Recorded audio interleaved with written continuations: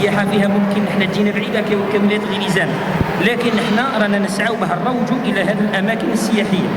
ثانيا نوفروا لهم اقامه في فنادق مريحه مع فطور الصباح والعشاء، وعندنا كما يقول لك دي مونيتور او دي جيد طيله مده الرحله تاعهم.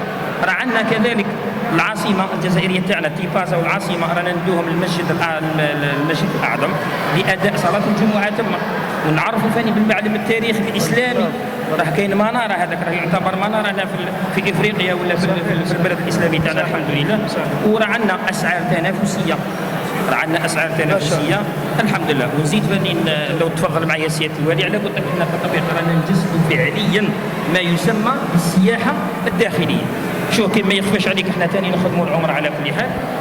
اول حاجه هاي مدينه قسنطينه، هاي وكاله الاقرباء متواجده، تشوف عائلات الله يبارك ما شاء الله، والناس محترمين، لانه احنا الهدف تاعنا ماهوش ربحي كدرجه اولى، ولكن باه نرسموا صوره تاع السياحه الداخليه، وباه نعطوا للعائلات الجزائريه الامن والامان ويديروا الثقه في الوكالات السياحيه تاعها.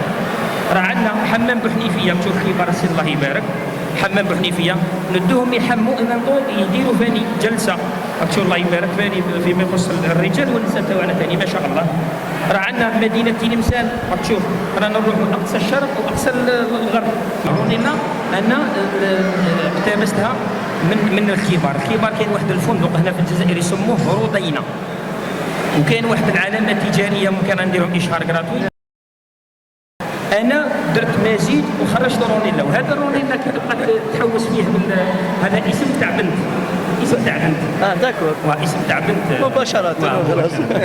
وراه عندنا سياده الوالي لو تسمح لي، راه عندنا بني ثوره الدنيا للمعتمرين نفسهم، باسكو حنا نخدموا العمره ثاني قبل ما يروحوا الله يبارك. والشعار تاعنا سياده الوالي غير رونيلا اللي تحوس بك.